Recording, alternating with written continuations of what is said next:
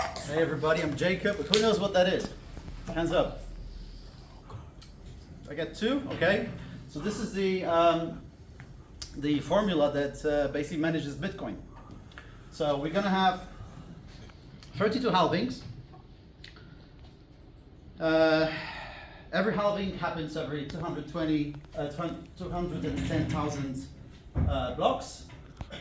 It started with 50, which was the initial block reward, block subsidy. That was back in 2009. 4 years later, we had the first halving. That's the number 2 with the N power.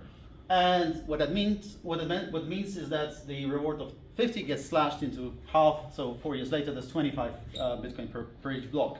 So every 10 minutes, the Bitcoin blockchain, I should say, the Bitcoin time chain, because that's a different thing, produces an amount of Bitcoin in a block.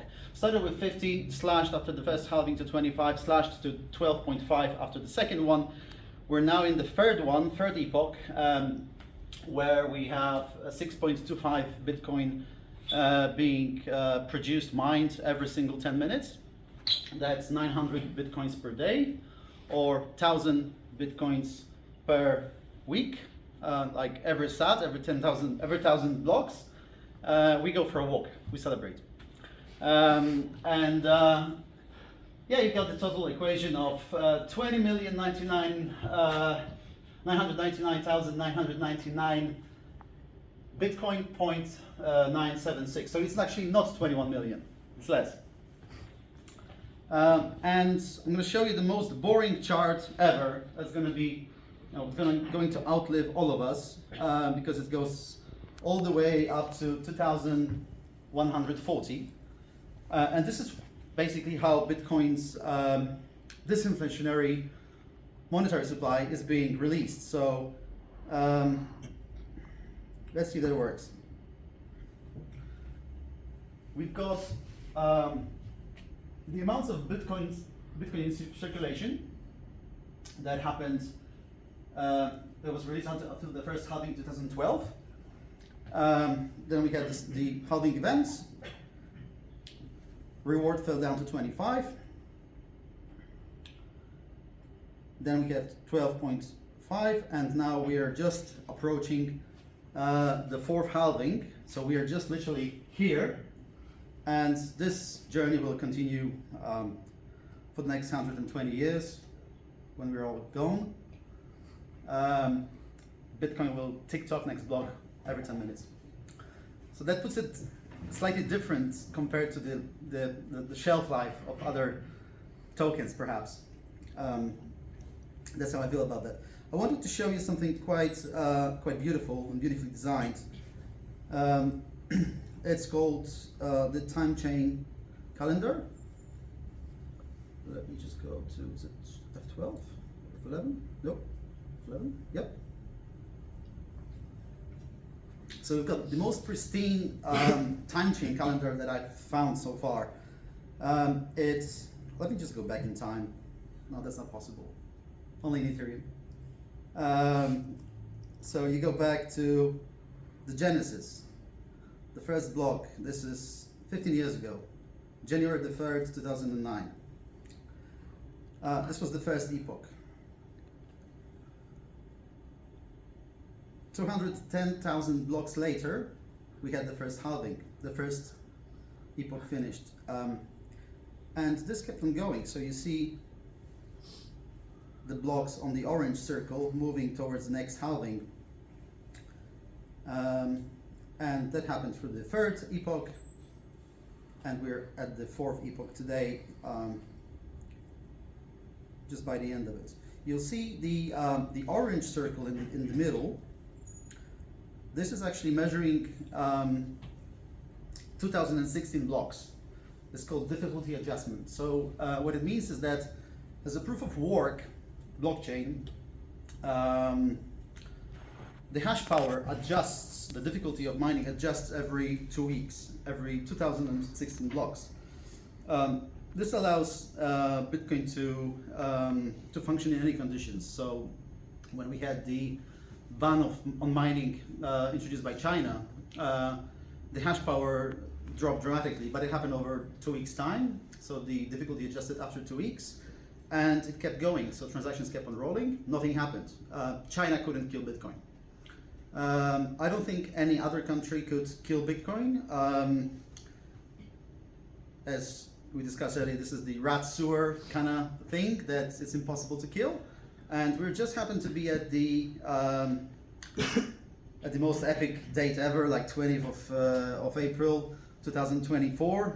We're 1 day and 7 hours away from the fourth halving. So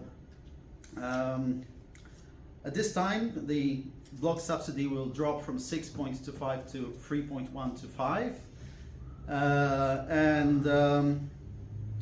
and yeah, we'll enter another epoch in Bitcoin. So that's visually quite nicely presented, and I encourage everybody to study Bitcoin, study how boring it is, how steady it is, how predictable that is. It's almost it is impossible to hack this thing.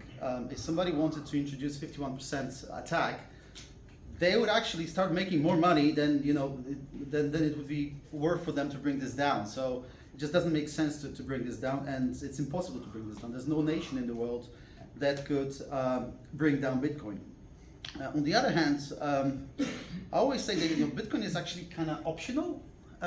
So it doesn't discriminate, and it's optional to any individual, any company, any corporation, any state, like government, to adopt it. If they do, they will have volatility that goes with Bitcoin, goes up, goes down, it happens. Best case is probably corporation, MicroStrategy, a big corporation that's with their leader, Michael Saylor, decided to go full on Bitcoin. They made crazy returns. They're now in S&P 500. And when it comes to governments, I'll probably say El Salvador is an extremely amazing case of a country that adopted Bitcoin as legal tender. And by running a sort of policies around that, issuing things like volcano bonds, where they'll be producing, mining Bitcoin with their volcano power. El Salvador has become one of the safest countries in the world. It's the second Singapore in the making. So there was roughly 2 or 3 years that this happened, and they see a lot of changes there that are very good. They have a benevolent dictator as a leader, and he's great. He's a Bitcoiner. He loves it. He understands the game. He plays around with IMF, with US, with other countries in Latin America. He understands Bitcoin. He recently made the part of El Salvador's national reserves in Bitcoin public. So he actually showed the address where all the Bitcoin, or part of the Bitcoin from El Salvador sits. So he's actually made a massive change in terms of how global politics works, because he can say that, okay, our country is transparent. This is how much we got. No other country has done that before. Fort Knox, if you ask me, I don't know how much is in there. Maybe something, or maybe nothing. So El Salvador is kind of a leader in this space, and what they did was actually had a funny side effect, because when Nayib Bukele made this address public, guess what? People started sending him Bitcoin. So people started to basically chip in and just tip the guy, like, I love what you do with your country, and I'm gonna send you some Bitcoin. So they made even more Bitcoin. I mean, that's negligible, but it's a funny anecdote, right? So as Maciej rightfully said, this is the 4th halving, and I'm pretty sure that we're going to celebrate the future ones quite more than we do this one today, or in today's,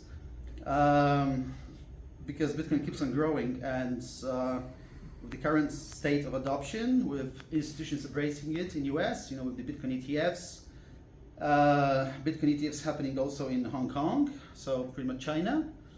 I think South Korea as well. North Korea definitely not. I think there's going to be, in 4 years from now, we're going to have a whole different conversation about Bitcoin.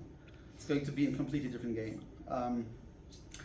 So that's it. Let's wait until 2 a.m. on Saturday, and then the block subsidy drops to 3.125. That's pretty much it. Thank you. Thank you.